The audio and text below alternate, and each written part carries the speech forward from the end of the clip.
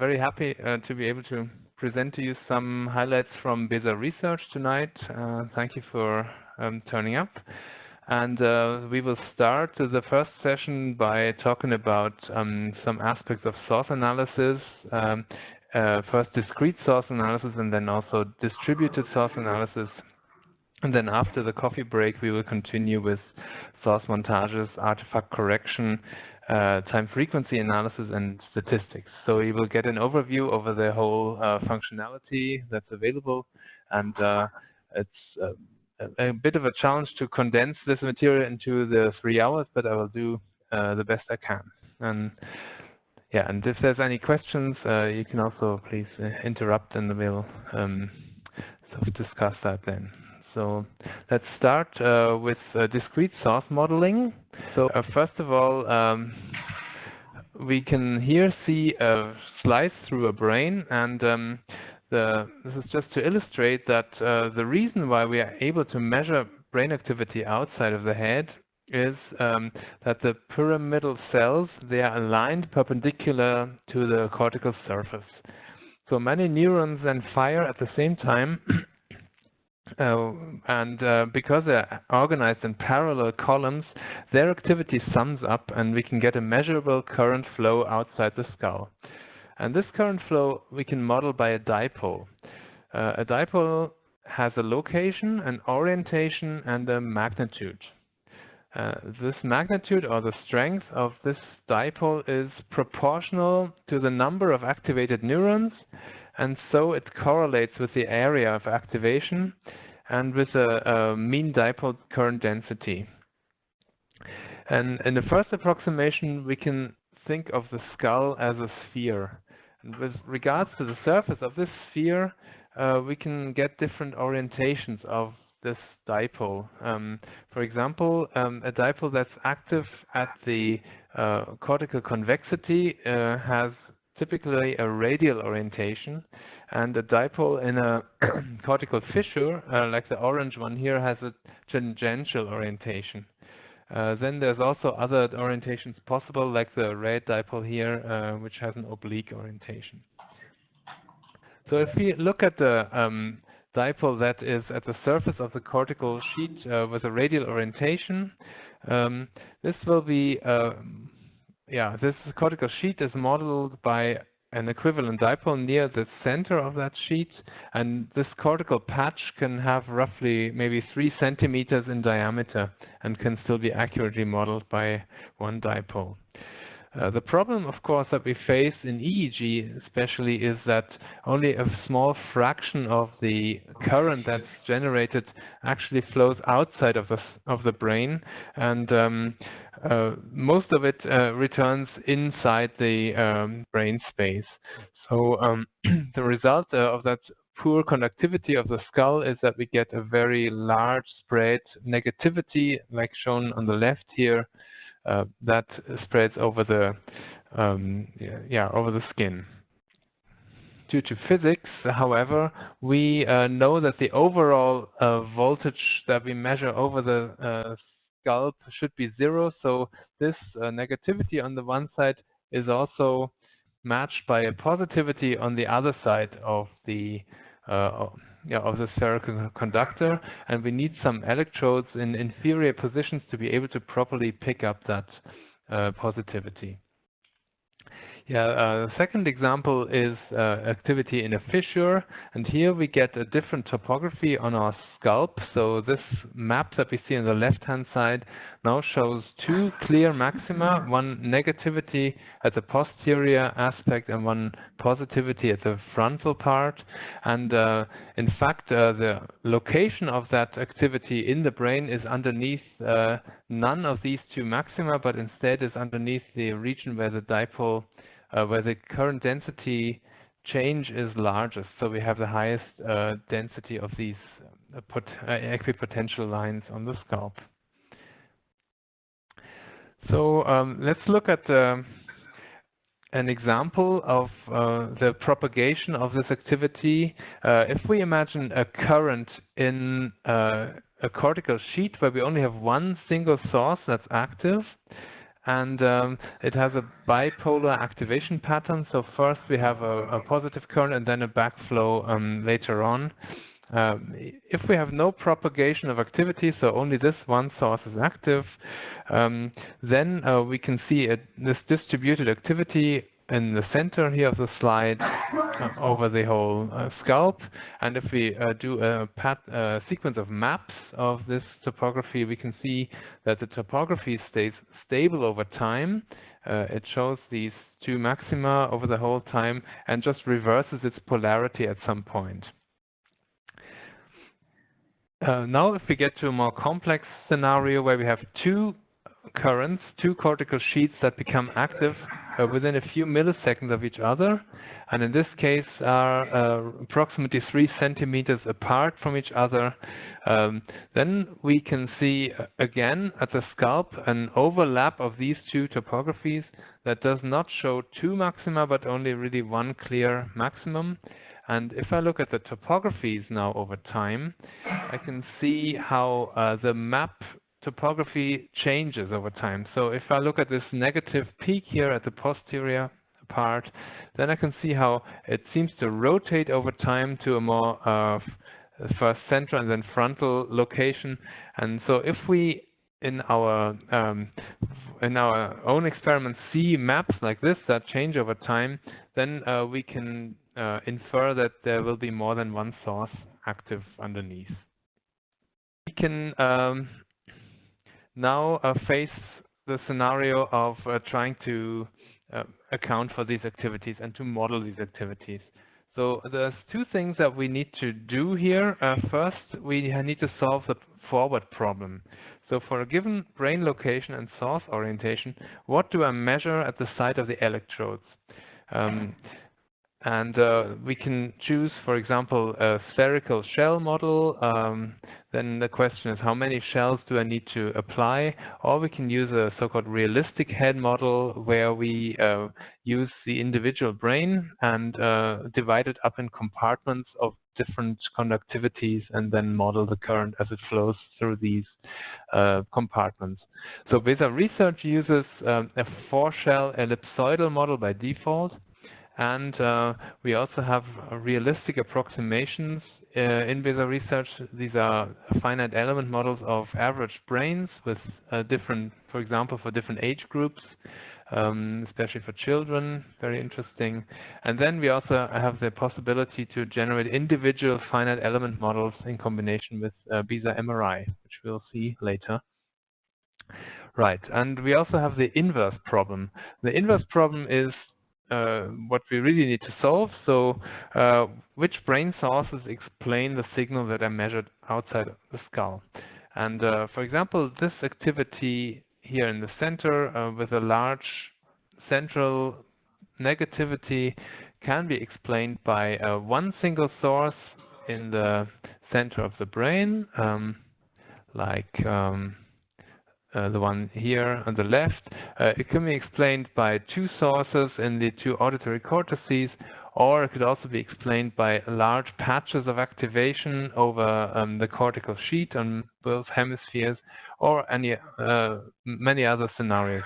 So there is a multitude of potential constellations that can equally well explain my data, and that means that I need to put some additional knowledge about my experiment and about the expected activation into this problem to solve it. We talked about the forward problem, and the solution of the forward problem generates the so-called lead field. So the lead field is a matrix that for each source in the brain tells us what we will measure outside of the skull at our electrode sites for this particular source. And if there are several sources, then the lead field simply gets several entries. And the physics tells us that the so-called linear superposition principle holds here. That means if I have several sources in the brain that are active, then they will simply add up to generate the data which I measure. So here in this slide, the data are shown on the left. Then I've got, in this example here, 3 different sources. And the 3 different sources will give me 3 lead field entries, which are then multiplied by the activities of the source. to generate this data on the left. And there's then some residue, so some data that I have not explained with my lead field times the source activities, and this can be partly measurement noise, partly brain activity in the background that I have not modeled. Yeah, and also errors in my head model can contribute to this residue. So I can now take this around and instead of saying lead field times source waveforms equals my data, I can invert this lead field matrix and apply this linear inverse to the data. And if I do this, then I get my source waveforms. So simply by inverting this matrix, I can apply it to the data and get to an estimate of my activation of the sources. And this is basically what we use in the dipole fitting. For dipole fitting, I need to follow a few principles. So first of all active cortical regions need to be explained by one dipole each. This dipole in our spatio-temporal model, which was proposed by Michael Shirk and others, this dipole will not move over time, but its activation pattern can change. So a dipole can also be silent. It can have no activation at some point in time and then become active later. The challenges here are how many cortical sources are active, and do I potentially have bilateral activities? That means that one variation in the data needs to be accounted by two dipoles in the two hemispheres, and potentially I may have overlapping activity where different dipoles become active simultaneously or shortly after one another. So an example that we can study now is a median nerve stimulation. On the left here, you can see the scalp distribution of that measurement for the left median nerve stimulation. On the right, you can see the the maps that were generated at different times after the stimulus. And again, we can see that the map topography changes over time, and so we need to try and model this with a source reconstruction. For example, if we have two local currents in two different cortical patches, we can try and reconstruct them by two sources, and in this case we will be able to model the data in an accurate way, and then our multiple source model will reconstruct these source waveforms accurately with the addition of some noise. However, if we try and account for this activity in two cortical patches with a single dipole, simply, for example, by fitting a dipole to the maximum of the overall activity that we measure on the scalp, then we will get to an error, and the single dipole will localize most likely somewhere between the two patches that are the correct solution, and also the source waveform will be a compromise of the two source waveforms that were originally in the data. Yeah, and how do we then go about the modeling? So the typical fit procedure looks like this. We first assume that a single dipole will explain the early onset phase. So the initial hypothesis is a single equivalent dipole. Note that this assumption is not a good idea for bilateral activation like an auditory stimulus. Then we will need to start with two simultaneously active dipoles. So if I use the head model that I've chosen, I can then estimate a topography, and this can be inverted to give us a source waveform by applying this inverse to the data. The source waveform, now again with the forward model, will give me model waveforms. So now I can make a prediction on if this was my correct source position, what would I have measured on my scalp? And then I can look at the difference between the two, the source, the model waveforms and the measured scalp waveforms, and I can relocate the dipole and go through this whole process again until I get the best match between my model waveforms and the scalp waveforms in this fitting interval. So I would start with some small time period where the activity starts, and then I have my first dipole located.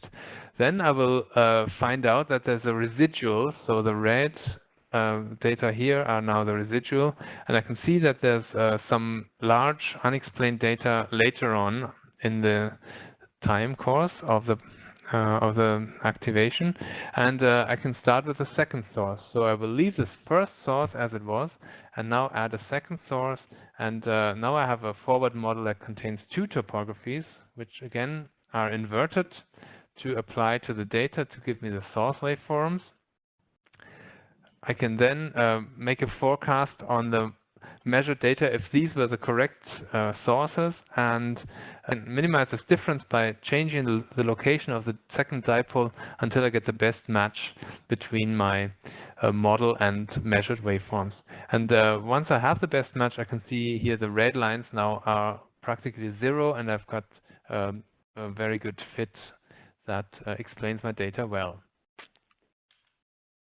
Yeah, what about if I add more sources to my model? So can I have too many sources? So if I think of two sources that I had already, and now I add a third source at a different position, with now I have three waveforms. So what would happen now in my reconstruction of the source waveforms if, say, only the red source was active in the brain? Well, the inverse operator will achieve the result that the activity of the red source gets reconstructed well, and the other two sources will not show any activation because I've already modeled my activity correctly using the red source. If the blue source becomes active, then again the reconstruction will lead to a good reconstruction of the blue source activation, and I will have a silent red and green source. And if the red and the blue are active, then both of these will be reconstructed, but again the green source will stay silent.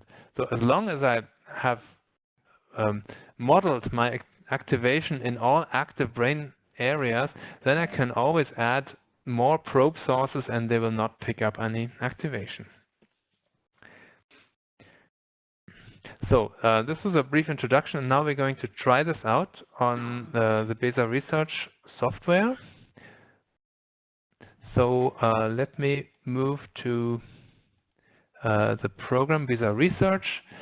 I hope you can see it okay. And I'll now open a simulation. So we're going to start with some simulated data in order to understand the principles on real data, and then work with a real experiment later on. So the first one I want to use is a simulated experiment where I had a biphasic activation of the two auditory cortices, and you can see there's no noise in this data. It's a very clean data set, and we now want to try and fit this data in the BESA Source Analysis module. So the first thing I do is that I can drag with my left mouse button over this data and then right click to get a context menu. And in the context menu, there's an entry called Source Analysis. And then I get the chance to make some adjustments to the data before I send it to the Source Analysis module. So in this case, I'm just going to work with the whole data segment and not apply any filters to this. And then the Source Analysis module opens. And this is the view that you get. So on the left-hand side, you can see the measured data, and on the top of that, you can see a butterfly plot of all channels. Then in the center, at the top, you can see the global field power, and this is displayed in a logarithmic fashion. So the 100% here is like the normalized of the highest field power, and then you get 10%, 1%, etc. And the bottom section of the central part here is the area where the source waveforms will be shown once I have created a model. So let me just check. that I've got the correct source type. Then I'm going to double click into these head schemes to create two sources. So and now I have created a solution with two dipole sources just by clicking into the head schemes. Of course, they don't show the right positions or orientations now. They just show me two sources, and I immediately get a reconstruction of some source waveforms in my central window. And now I want to fit these sources, so I'm going to work from with a fit interval from the onset of activity to the peak of activity. And I will fit both these sources, so I click on this button All Fit and then Start Fit to perform the dipole fit of these two sources. And what I can see now is that after fitting these sources, I get a line here for the residual variance. So this is the unexplained variance in the data, and that is actually almost zero. So I've got a perfect model for my data with a perfect explanation. I can scale up these activities a little bit. And I can also invert the orientation, because these are auditory sources, so they should point down into the organum temporale. So I'm going to press the I key on the keyboard for inverting their orientation, and that will simultaneously also invert the source waveform.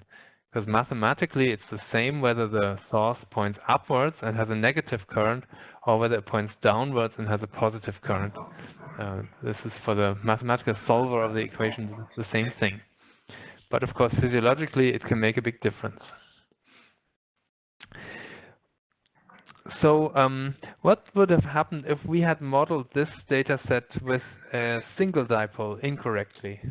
To check this out, I'm going to switch off these two sources briefly, and I'm going to add a third source. Now this is the only active source, and I'm going to fit this source over the same fit interval. And we can see that this fit interval, this source fits into a location that's a very good compromise between the two correct locations of the source, and the residual variance is still less than 1%. So I get an almost perfect explanation of my data, because 1% is a very good value in case of noisy experimental data.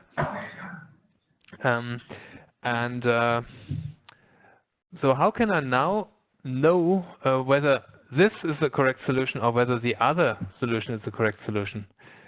Well, from the talk previously, we should now expect that if I switch these other two sources on, then they should pick up all the activity, and the third source should be silent because it's in a probe location that's not the correct location.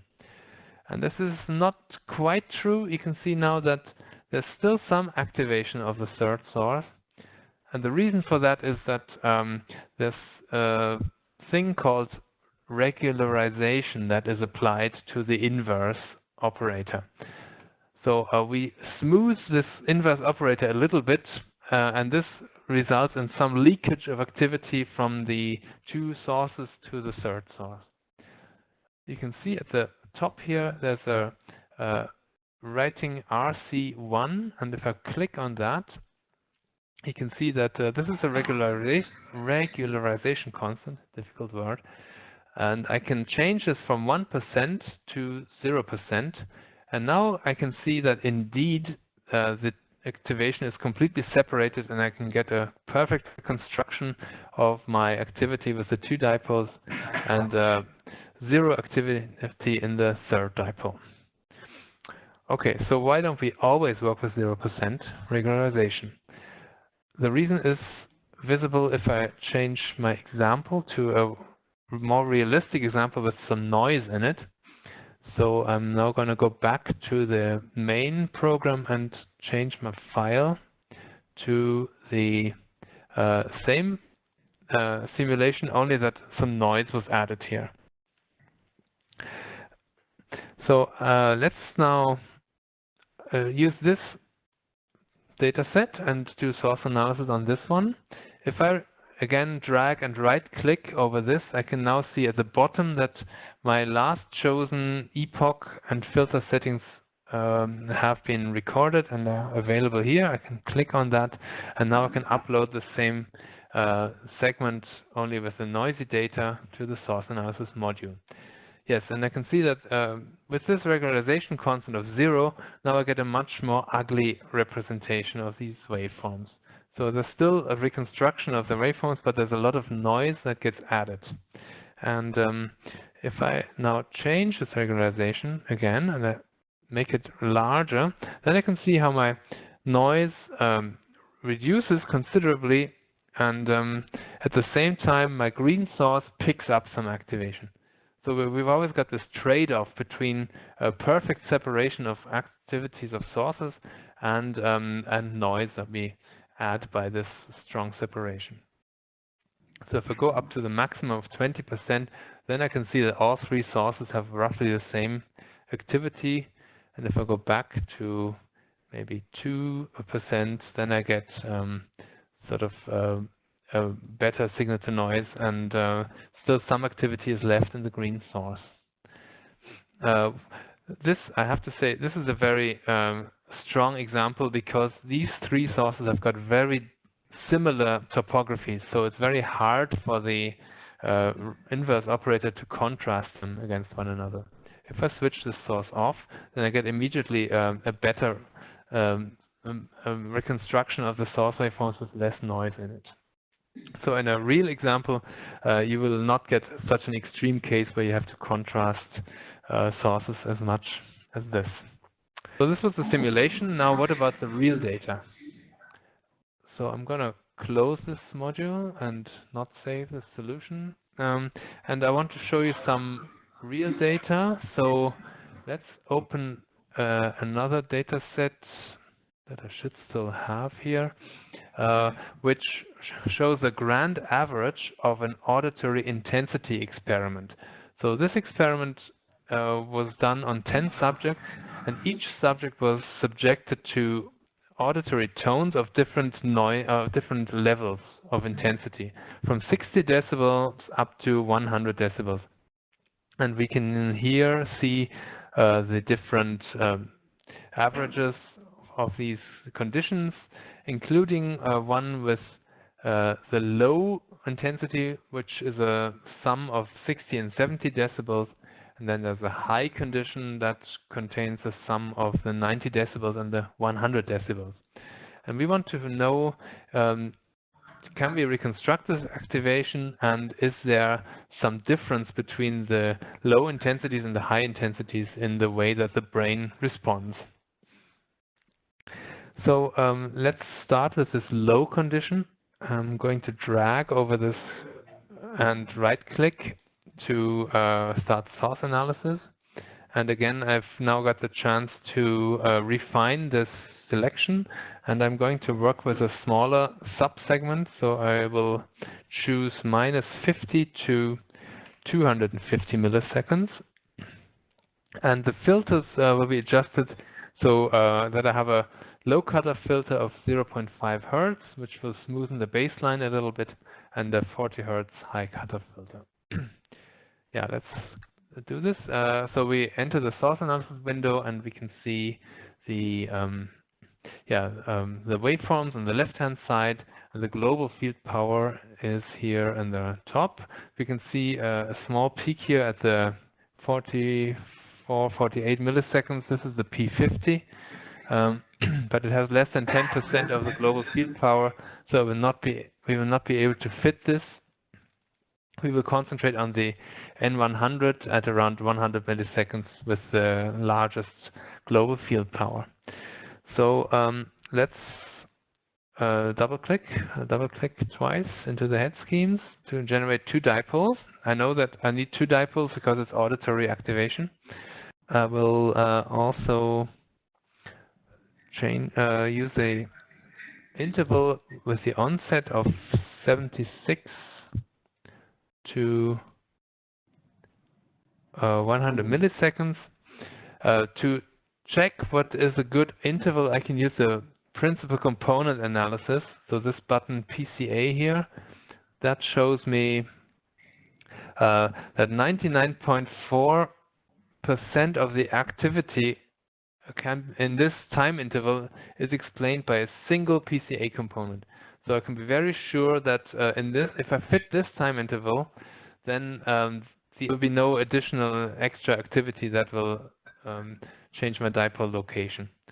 So I press all fit, start fit, and the two sources do fit roughly into the auditory area, but we can notice that the blue dipole is quite a bit more frontally oriented than the frontally located than the red dipole.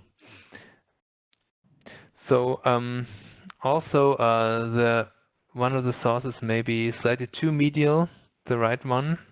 So we can improve the fit by adding a symmetry constraint. So we can make use of our anatomical knowledge. We know that these should be in symmetrical areas in the auditory cortex. So this location parameter here that says free here at the top can be changed to make the source 2 symmetric to the dipole source 1. And now I can repeat this fit and see what the result is. So all fit, start fit. And I can see that now I get a symmetrically aligned fit, and both of these sources are now in the auditory areas where I would expect them. I just need to invert the orientation of this blue dipole to make them equivalent. And what about the residual variance? So with this symmetry constraint, my residual variance in the fit interval is 1.1%, as I can see here at the top. And if I go back with Control Z to my previous fit result, then I can see that before it was 1.03%. So I had a better residual variance, but I also had a worse explanation of my data in terms of physiologically correct results. So the residual variance is not always the only criteria that we should look out for to explain our data. Now let's have a look at the general residual variance after this fit. So if I press this red button at the top left, I can see the red lines for the residual variance. And if I just look at the residual variance without the data, so I can see that, scale it up a bit, in this fit interval, between 76 milliseconds and 100 milliseconds, I've got a very good explanation of my data. But later on, at the N150 and also at the P50, I don't have such a good explanation. And here we can now introduce the concept of regional sources to make this better. So we're now going to make a new solution. And a new solution is created just by typing the N for new key on the keyboard. And I want to change this into regional sources. So I'm going to use an option parameter here to change the default source type from a dipole to a regional source. So now it's a regional source. And what is a regional source? It is a source that has one location but three orientations. So basically it can model all activation that comes from a certain brain region, no matter what orientation it has, because it already has all three orthogonal orientations. And so it's a very robust estimator of any activation in that cortical region. And it's in BESA it is displayed as a diamond shape. So I can see here I've got one regional source now, and I can add a second one by double-clicking. And now I've got an initial model with two of these regional sources. And because they have three orientations, we can also see three source waveforms here in the central display. So now I can just try and fit this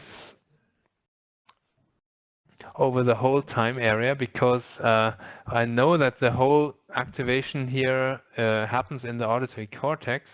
So I'm just going to use the fit interval from 40 to 172 milliseconds, just from the P50 right through the N150.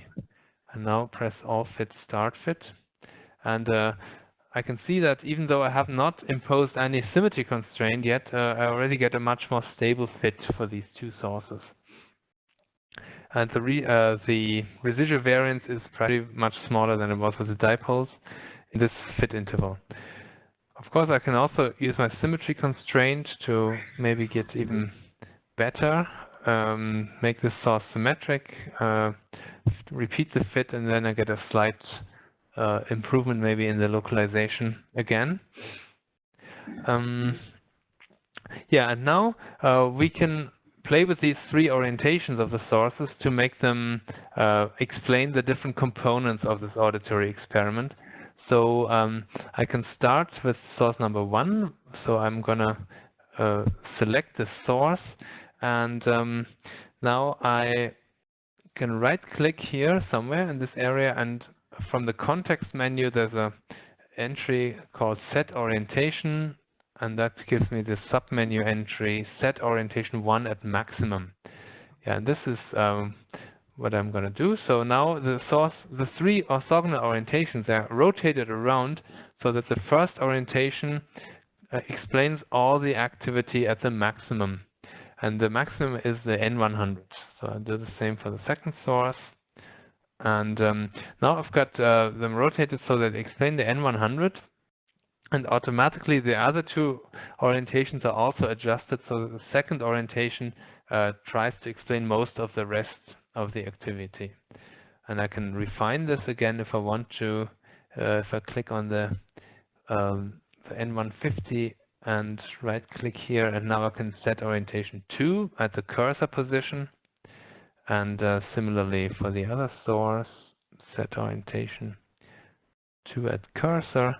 And so this is now my finished result for explaining the N100, the N150, and I also get some explanation of the P50, although that's very small, but I've got a very good explanation of these two different activations. So with my regional source model, I have actually gained some more robustness and also explained the data completely. If I look at the high condition, that was the condition where we had the additional, where we had a stronger intensity. So I can also send this to source analysis. So I'm going to drag over the high, right-click here, and use the same settings as I did before, and send us to source analysis. And I can now see, if I look at the residual, that there's still some large unexplained component for data with high intensities. So looking at the PCA, I can see there's one PCA component that dominates this high condition. So if I switch back to the low condition with these arrows, I can see there's hardly anything unexplained, but with the high condition, there's this large PCA component that is unaccounted for. So I'm now going to add an additional source, double click, and I'm going to fit over this interval and try and explain this activity with the third source. So I'm going to stay with these two sources that explain my initial auditory activation. They're going to stay there, and I'm just going to fit the third source, start the fit, and I can see that it moves into the area of the anterior cingulate cortex. And if I can orient it, let me just do this, set orientation maximum, then I can see there's one large activation of one orientation. The other orientations do not play such a big role here. And I can have a look at the anatomy. So I press the A key on the keyboard for anatomy, and this shows the average brain. I can switch to the view with 3 slices and one 3D head, and I can see that indeed this green source ends up in the area of the anterior cingulate, and the other sources, if I highlight them, they end up close, but not exactly where the auditory cortex is, but very close to the position of the auditory cortex. So this completes my model for the high condition. And if I go back again, switch back to the low condition, you can see this green source is not active in the low intensity condition, but I can switch back to the high and I can see how it emerges when we get the higher intensities. So yeah, this concludes the model. We can now save this as a solution. So we can, from the file menu, save the solution as all subjects CC, yeah, I'll call it test because it's my test solution. And yeah, this now concludes a discrete source modeling, and I just want to mention a few conclusions or takeaways. So we need to fit or place sources into all brain regions that contribute to the data. And we need to be aware that one source actually models an area of roughly 3 centimeters in diameter, so we cannot get to a better resolution. So if two areas are very close together, it's going to be very hard to separate them from each other unless they have different orientations. Then it gets easier. Yeah, regional sources are more stable in conditions with noisy data, and they can help you to get to better fits. And very often the brain responds to a stimulus with bilateral symmetrical activation. So this should be kept in mind. You sometimes need bilateral sources to account for one PCA component. And in terms of how many sources do I need, it's always useful to look at the PCA of the data and see how many components there are, that then I'll know I will need at least as many sources as the number of PCA components.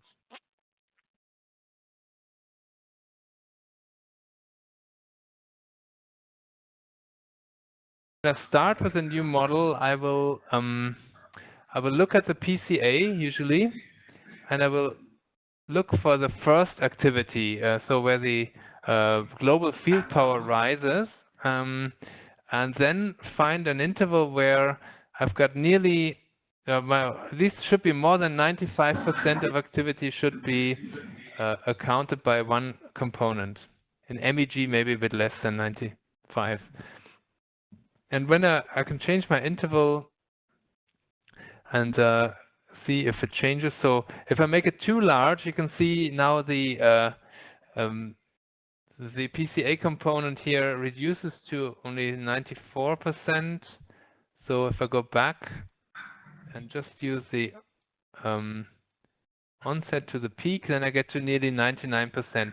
But the PCA is the first indicator. And then once you've got the model, then you start looking at the residual, and then you check for leftover activity that has not been modeled in the first modeling step, and then you can account for this by trying again to mark a fit interval that only that gets as much activation into this remaining PCA component as possible. Okay, so it's not an automatic process, but we make trial and error sometimes, right?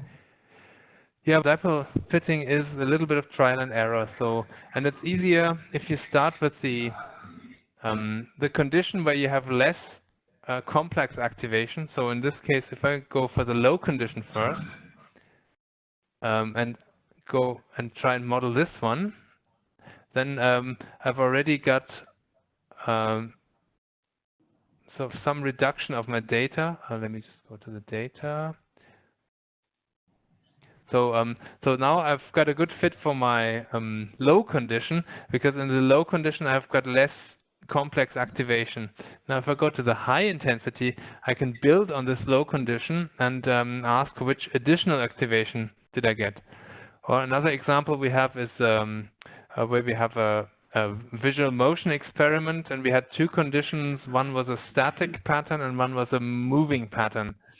So we then used the static pattern to find the sources in the first visual processing area, in the V1. And then we added, we kept these sources and then analyzed the motion condition, and then we could add more sources to it.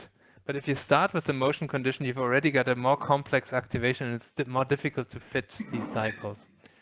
So it's always better to start with sort of easy and work to the more complex. And similarly, to start with the early activation and then work to later components, one after the other.